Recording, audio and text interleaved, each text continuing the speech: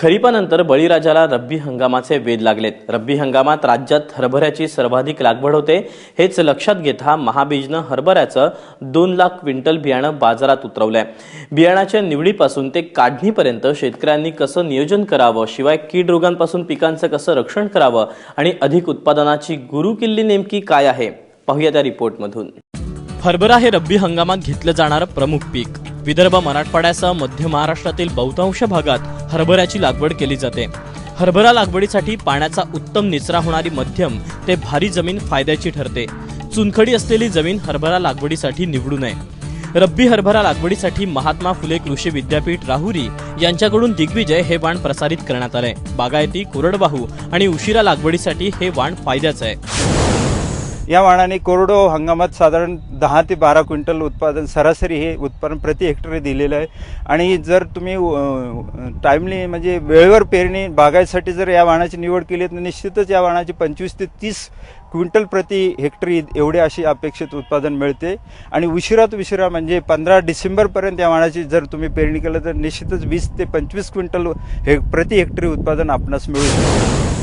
ज्या शेतकऱ्यांना कोरडवाहू हरभऱ्याची लागवड करायची आहे त्यांनी 15 सप्टेंबर ते 10 ऑक्टोबर पर्यंत हरभरा लागवड करावी, तर बागायती लागवड ही 10 ऑक्टोबर ते 10 नोव्हेंबर दरम्यान करावी।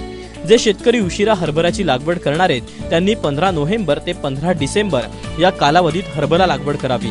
लागवडीपूर्वी जमीन चांगली नांगरून घ्यावी, त्यात शेणखत घालावं आणि 30 बाय 10 सेंटीमीटर अंतरावर हरभऱ्याची लागवड करावी।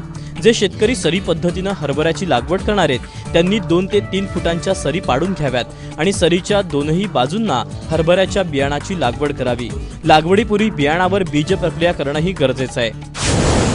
तुम्हाला जर सरी वरंबा पद्धतीने लागवड करायची असेल तर एकतर मध्यम जमीन असेल तर 2 फुटी आपण सरी पाडावी आणि भारी जमीन असेल तर 3 फुटी सरी पाडून बगले सरीच्या दोन्ही बाजूस जेणेकरून 45 सेंटीमीटर अंतर राहील असं भारी जमिनीत करावी।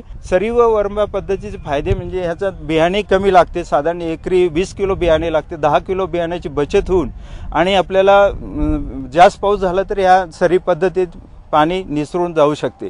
आणि दुसरी म्हणजे पाणी आपल्याला योग्य असे देऊ शकतो। हरभऱ्याच्या चांगल्या उत्पादनासाठी पाणी आणि खतांचं नियोजन अत्यंत गरजेचं आहे। हरभरा लागवड ते काढणीपर्यंत पाण्याच्या 2 ते 3 पाळ्यांची गरज असते। पाण्याची पहिली पाळी पेरणीवेळी द्यावी। रोप वाढीच्या अवस्थेत 25 दिवसांनी दुसरी पाळी तर घाटे लागण्याच्या अवस्थेत तिसरी पाळी द्यावी। पाणी देण्यासाठी स्प्रिंकलर पद्धतीचा अवलंब करावा। हरभऱ्याला फक्त एकदा हेक्टरी 125 किलो DAP द्यावा। बंधूंनी जास्तीत जास्त पाणी दिल्यास हे पीक उबळण्याची शक्यता असते, तरी आपण पाणी देताना स्प्रिंकलर आपल्याकडे सेट असेल तर स्प्रिंकलर पद्धतीने पाणी दिल्यास योग्य राहील। आणि मध्यम जमिनीत फक्त आपण 2 पाणी देऊ शकत असाल तर 30 ते 35 दिवसांनी पहिले आणि दुसरे 60 ते 65 दिवसांनी पाणी द्यावे, जेणेकरून आपल्याला अपेक्षित उत्पादन मिळेल। किलो नत्र आणि 50 किलो पोटॅश ह्याची प्रति हेक्टरी मात्रा द्यावी। म्हणजेच तुम्ही DAPचे 125 किलो प्रति हेक्टरी DAP दिले तर या पिकास निश्चितच फायदा होतो। याच्या व्यतिरिक्त आपण कुठलीही खताची मात्रा देऊ नये आणि ही खताची मात्रा आपण एकदाच पीक पेरण्याच्या वेळेस सुरुवातीला द्यावी। सध्याच्या बदलत्या वातावरणात हरभऱ्यावर लष्करी अळीचा प्रादुर्भाव दिसून येतोय। हा प्रादुर्भाव ओळखण्यासाठी पिकात कामगंध सापळं लावावं। या सापळ्यात अळीचे 4 ते 5 पतंग आढळल्यास त्वरित कीटकनाशकांसोबत निंबोळी अर्काची फवारणी घ्यावी। मागील 2 वर्षापासून आपल्याला पिकाच्या बाल्यावस्थेतच एक बीटवर लष्करी अळीचा प्रादुर्भाव आपल्याला प्रामुख्याने जाणवत आहे। पीक उगून आल्याच्या नंतर 10व्या दिवसापासूनच हिचं आपल्या पिकावर प्रादुर्भाव सुरू झालेला यास आम्हाला आढळून आलेला आहे।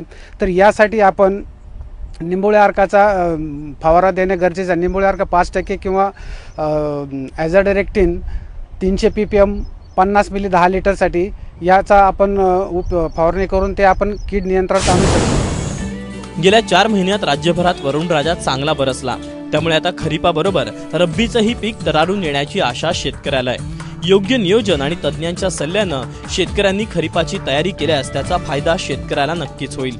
नितीन ओझा, ABP माझा, राहुरी।